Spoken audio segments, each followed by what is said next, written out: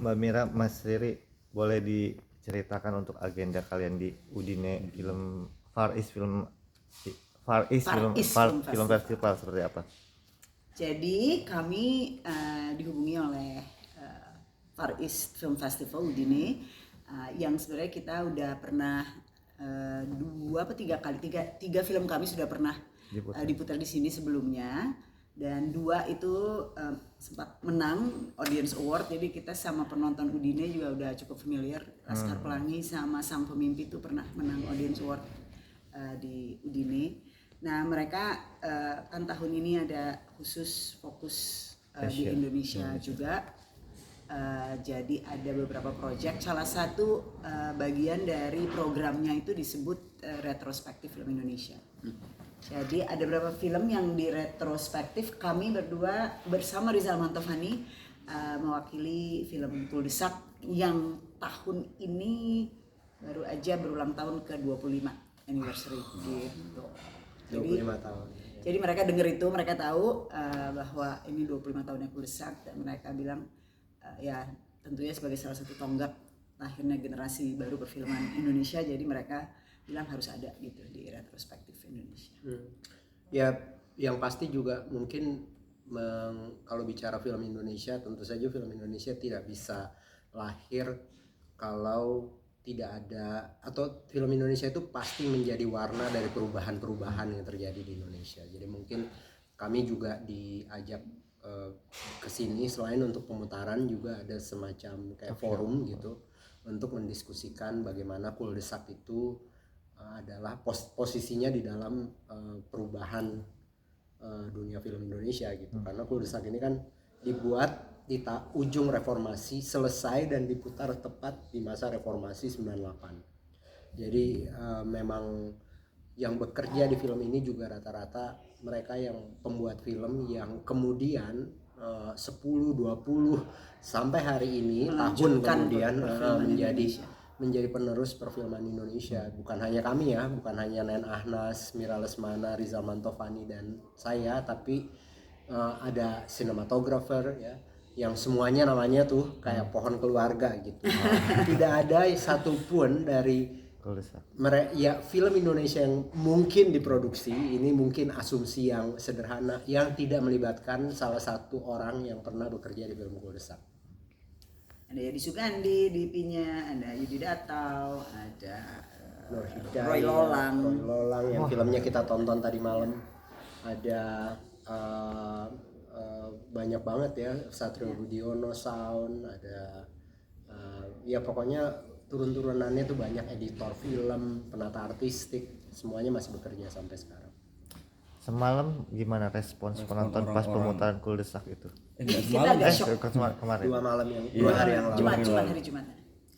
Kita agak kaget gitu bahwa full house di teater Visionary. Gila, itu juga teaternya keren banget. Perfect kayaknya untuk memutar film-film retrospektif gitu ya. Dan kita nggak expect terlalu banyak gitu, tetapi ternyata was a full house, dan kita menyambut penonton dengan mengatakan kita mengerjakan ini waktu itu kita masih muda, tapi sebenarnya kita sekarang masih muda. Maksa. Tapi kita memang tidak ada Q&A setelah pemutaran, jadi baru akan dilakukan nanti saat diskusi forum di tanggal 29 besok. Ini sih gimana sih Mbak Mira sama Mas Riri ngelihat bahwa ternyata film Kuldesak tuh masih sangat dirayakan bahkan sama sinias internasional gitu. Di Indonesia sendiri kan juga masih diputar di beberapa ya kalau ada pemutaran khusus ya. Dicari itu bahkan. Gimana tuh? Ya sebenarnya itu membuktikan bahwa film itu bisa menjadi media pergerakan gitu. Mestinya semua, kalau saya sih merasa di masa itu memang ada satu stagnansi atau status quo yang membuat film itu sepertinya hanya berulang-ulang terus formulanya. Polanya mirip-mirip gitu ya, dan semakin lama juga secara ekonomi semakin tidak berhasil menempatkan dirinya di pasar.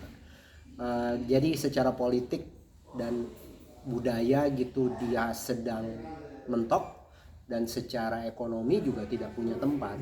Nah, Kuldesak itu mungkin kenapa dia sampai sekarang masih bisa menjadi perhatian, karena sampai hari ini pun ini adalah contoh bagaimana pembuat film sebenarnya bisa survive di dalam kondisi apapun. Jadi kalau kita tuh minimal, kalau saya sendiri sih, setiap kali saya ingat pernah terlibat dalam Kuldesak, saya tidak akan merasa boleh mengeluh tentang betapa sulitnya kita bikin film di Indonesia. Nggak boleh gitu, karena kita pernah bikin Kuldesak. Nah itu, dan mungkin itu yang dirasakan oleh. Mungkin tambahannya juga kalau dalam konteks kenapa masih menjadi interest dan dibicarakan di festival internasional, sebenarnya ya karena waktu kita membuat Kuldesak itu semua mata melihat ke Indonesia, tidak cuma di Indonesia tapi di seluruh dunia, karena yang mereka tahu waktu itu di perfilman Indonesia yang ada itu, yang mereka sering dengar hanya Garin Nugroho, dan mereka waktu itu menganggap bahwa tidak ada lagi yang bikin film gitu, tidak ada dunia perfilman di luar film-filmnya Mas Garin, atau yang mungkin ada dulu sempat ada filmnya Mas Eros Jarot dan juga Selamat Raharjo gitu ya, tapi di luar itu mereka, kalau di luar negeri ya yang paling mereka tahu. Jadi ketika kami muncul, anak-anak baru yang tengil sok tahu tapi penuh passion dan keinginan gitu untuk membuat film, semua mata melihat. Dan waktu itu kita kan bikinnya tanpa izin gitu.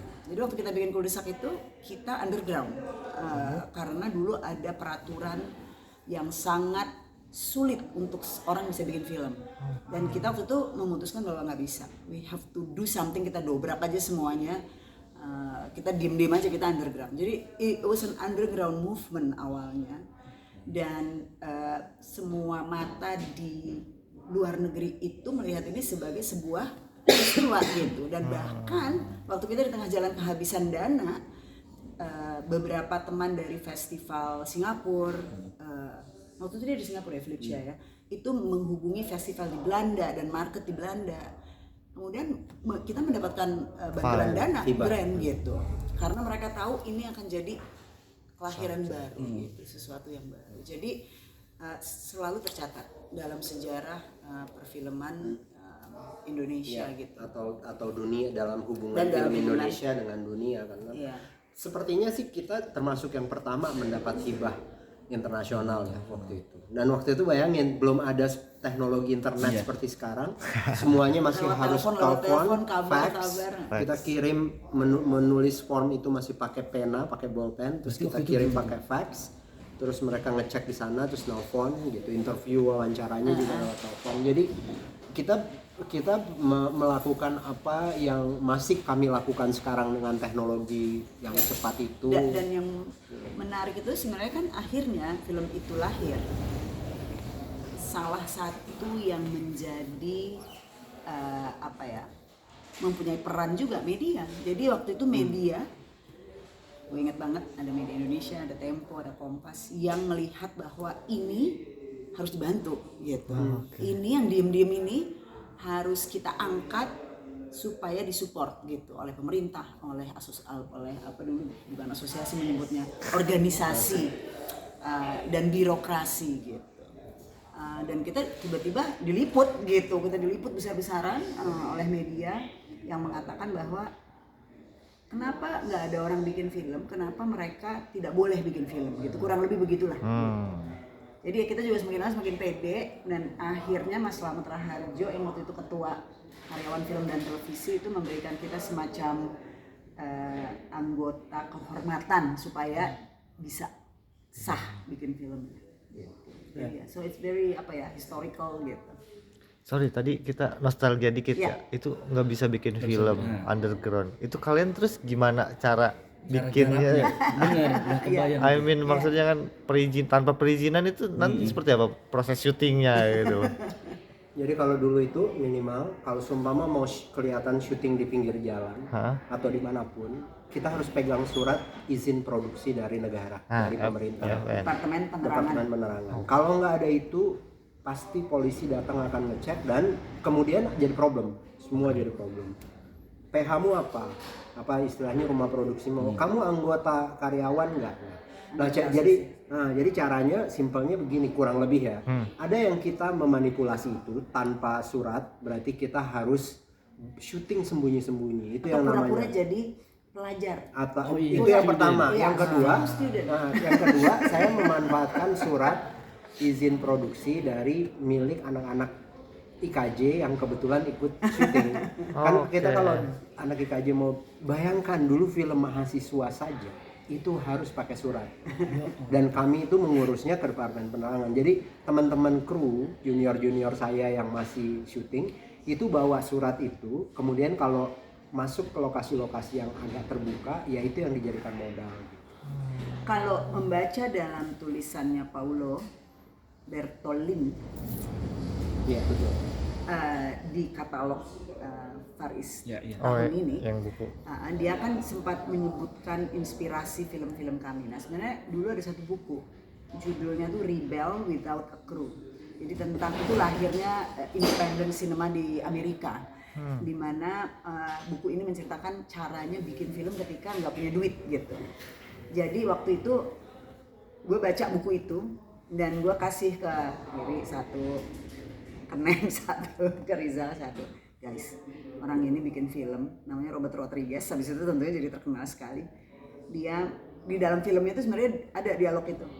Dia bikin film itu dengan cara dia jadi guinea pig itu apa ya dalam bahasa Indonesia? Kelinci percobaan untuk sebuah obat-obatan baru. Jadi kalau lo mendaftarkan diri mau menjadi guinea pig itu lo dapet duit. Dan duit itu yang dia pakai buat bikin film gitu. Dan buat kita tuh kayak gila ya, lo kalau mau bikin cara apapun bisa gitu. Dan kita benar-benar waktu itu memutuskan harus bisa gitu. Kita cari aja, waktu itu saya habis bikin Anak Seribu Pulau, sebuah serial dokudrama gitu, dan adalah keuntungan dikit itu kita jadiin modal awal. Terus ya semuanya Riri, Rizalnya bisa, gue bisa jual mobil, gue bisa ini. Jadi kita punya modal awal yang sangat kecil, tapi kemudian kita mengajak teman-teman yang lain untuk ikut, mau nggak, tapi nggak dibayar karena kita nggak punya duit. Tidak ada satupun yang dibayar. Dan itu gila karena kita pikir bakal susah, malah antri yang mau bantu. So kita tuh malah kebanyakan kru, kebanyakan kayak wah gitu. Dan pemain-pemain yang kita ajak kalau syuting itu malah bawa makanan. So it was momen bersejarah banget dan mungkin juga membentuk kita mental. Sampai hari ini, mental kita hari ini gitu. Apa itu film, bagaimana kita men-treat film. Sebenarnya yang lebih penting itu ya, bahwa yang mendorong lagi-lagi kenapa orang mau bekerja bersama itu karena ada kesamaan ide bahwa film Indonesia ini harus direbut sama anak muda. Karena waktu itu film Indonesia itu betul-betul menjadi komoditi yang kita tidak pahami. Maksudnya saya belajar film di KJ 5 tahun.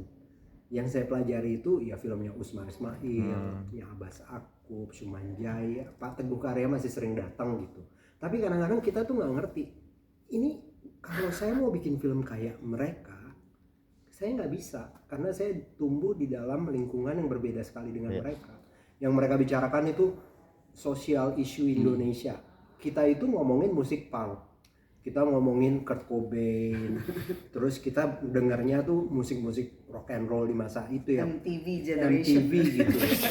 Loh, berarti kenapa orang tidak bisa bikin film tentang hal-hal yang mereka hidupi gitu? Kalau di Indonesia itu ya, karena menurut saya waktu itu film Indonesia tuh kayak ada di sebuah menara yang ketinggian gitu.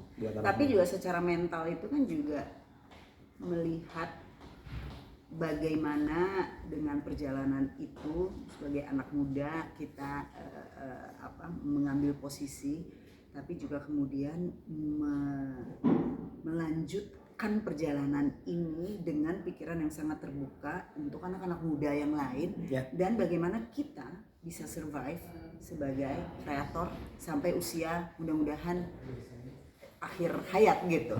Maksudnya ini juga mencontoh sineas-sineas legendaris di Eropa maupun di Amerika mestinya itu bisa bersama-sama. Dulu kita tuh nggak bisa sama-sama. Maksudnya dulu itu yang namanya Teguh Karya almarhum, Sumanjaya almarhum, itu tuh kayak suhu yang kita nggak bakal bisa menyentuh gitu. Untouchable. Yang kalau lewat tuh kita juga kayak, aduh, Gemeteran dengkulnya. kita kapan nyampe sana ya gitu.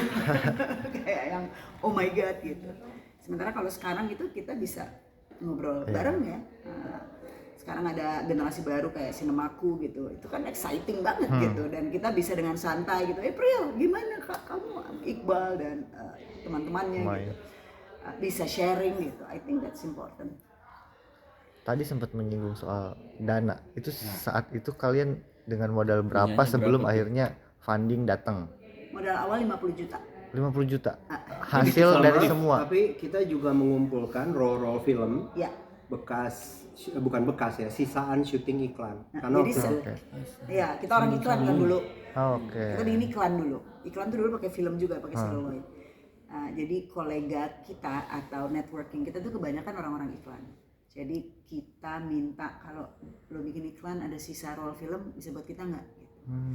Jadi kita ngumpulin roll film sisa itu satu, kedua kita bikin surat gitu ya dengan kata boleh banyak dari orang-orang gitu untuk misalnya minjem lokasi tanpa dibayar. Dan semuanya kita bilang ini karena kami ingin menghidupkan kembali sinema Indonesia di bioskop gitu, karena nggak ada tuh di bioskop gitu. So tau deh pokoknya. Tapi sejujurnya itu urusannya dia waktu itu. Maksudnya kalau nggak ada Mira, itu pengetahuan itu kita nggak punya. Karena nomor satu saya waktu itu baru lulus dari sekolah film, terus saya juga hanya kerja beberapa kali. Kalau Rizal katanya gue taunya bikin video klip. Tapi yang mengupayakan supaya kita punya jejaring yang lebih luas gitu ya. Jadi kita punya surat rekomendasi dari beberapa orang-orang yang agak penting gitu di masa itu. Jaringan sampai ke 21, jangan salah, di masa itu 21 juga bioskop itu sangat tinggi di sana gitu. Dan kami itu ngurus sendiri supaya bisa nih film, kalau kita cuma bikin percuma. Film kita itu harus sejajar dengan film-film Hollywood yang main di Plaza Senayan, di Metropol, di Planet Hollywood gitu. Maksudnya itu suatu hal yang tidak kepikiran bahkan oleh senior-senior kita sebelumnya. Kalau dulu kita kenal Garin Nugroho, saya, Mira, saya sih anak IKJ, kagum banget. Buset, dia menang di Jepang, menang di Berlin. Tapi filmnya kita nggak pernah lihat.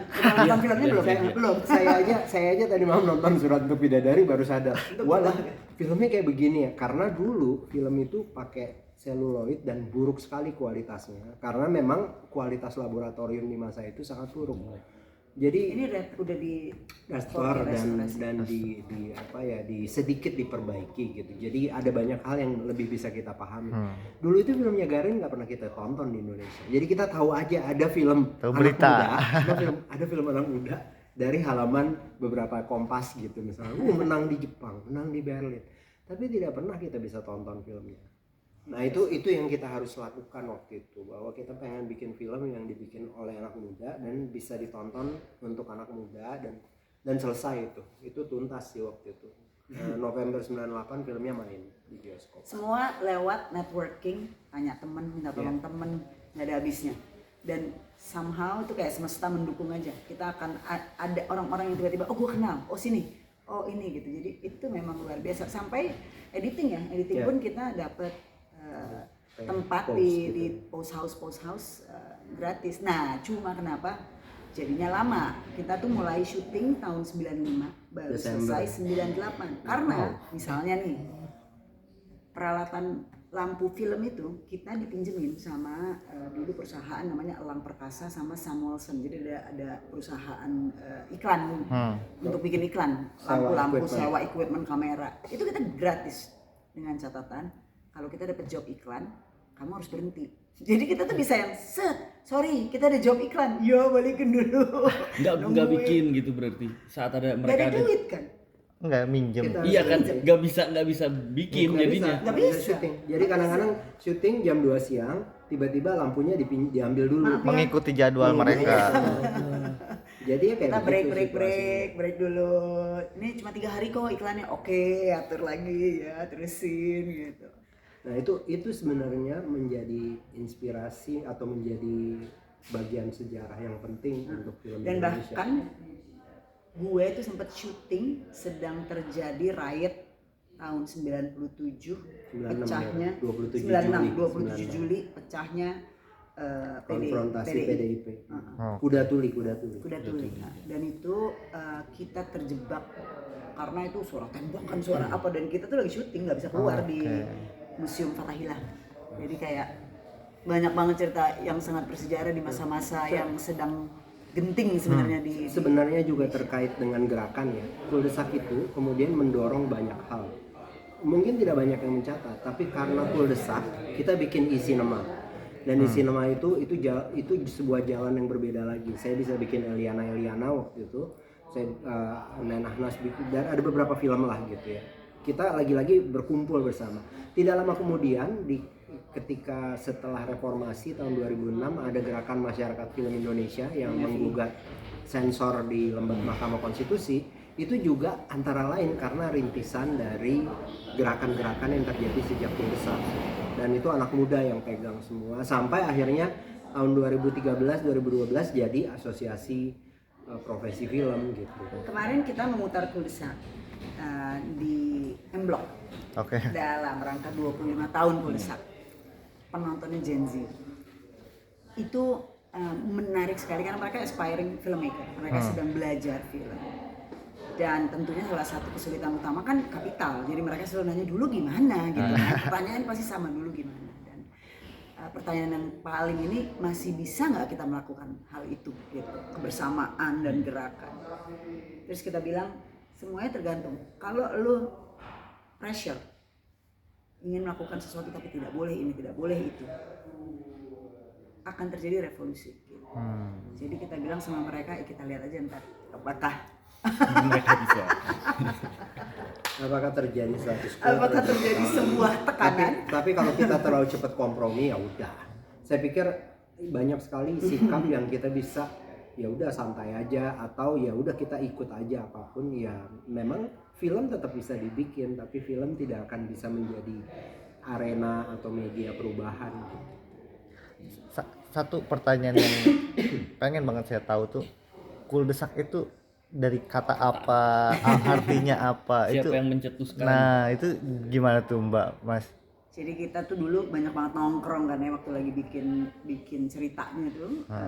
Kita berempat sama Nen, Riri dan Rizal tuh selalu nongkrong, ngobrol, bikin skripnya, terus kita kayak bayangin harus seperti apa. Itu waktu itu tidak ada judul ya, jadi pokoknya kita hanya memberi semacam. Rizal mau jalan, Rizal, dia duluan aja dulu. Nanti lo disusulin anunya. Ntar kita jalan duluan ya. We'll be there. Good luck.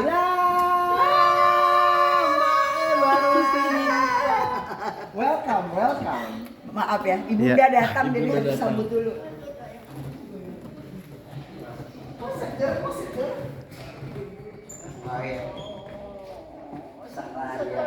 Sabrina sampai kaget. Semua freak out karena Ibu Christine mau datang. Sama Sabrina sama-sama tahu 2 tahun lalu jadi juri di Malaysia.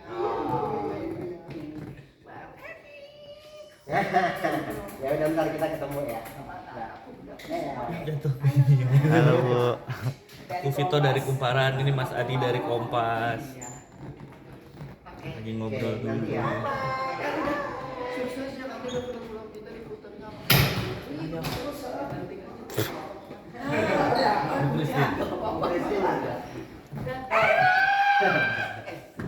Dia matanya gini, ibu saya dua gini.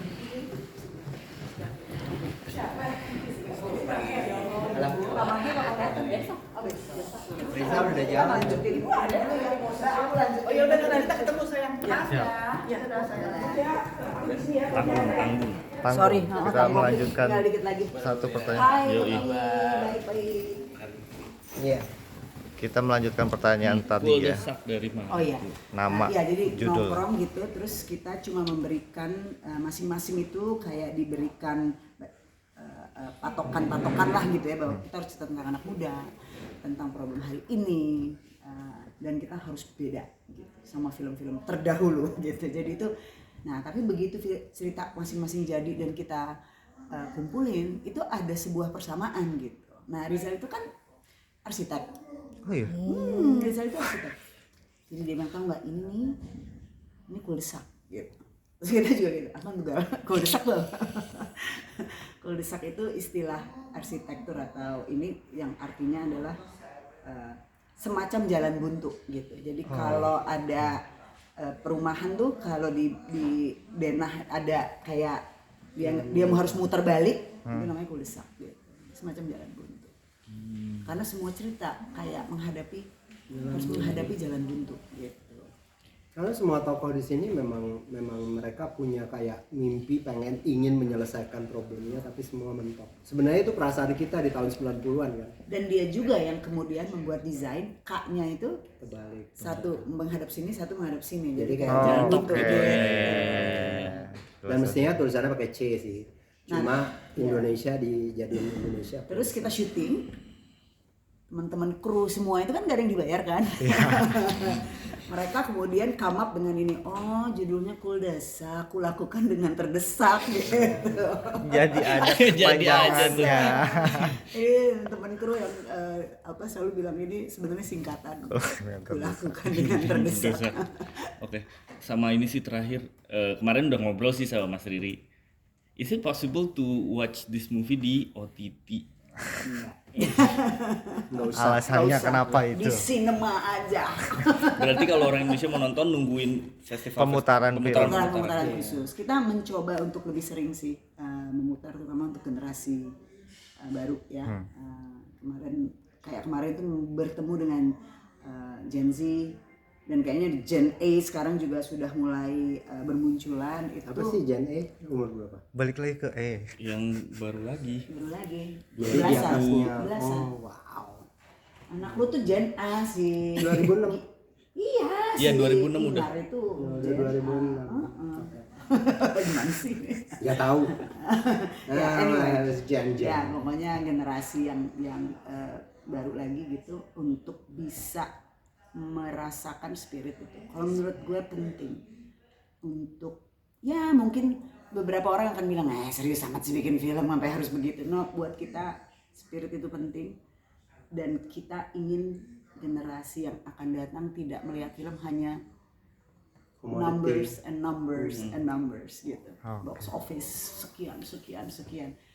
Ada sesuatu yang lain yang penting untuk bisa membawa sinema Indonesia itu menjadi sebuah gerakan dan sebuah mentalitas sebenarnya. Mentalitas kita sebagai kreator gitu. Jadi mudah-mudahan itu bisa kita tularkan, tapi yang nontonnya pengalamannya harus sinema. Kalau ada yang mau ngajakin di mix ulang pakai 7.1 juga boleh. Asik. Lebih baik gitu, jadi nggak usah ditonton di layar kecil. Iya. Layar gede. Oke.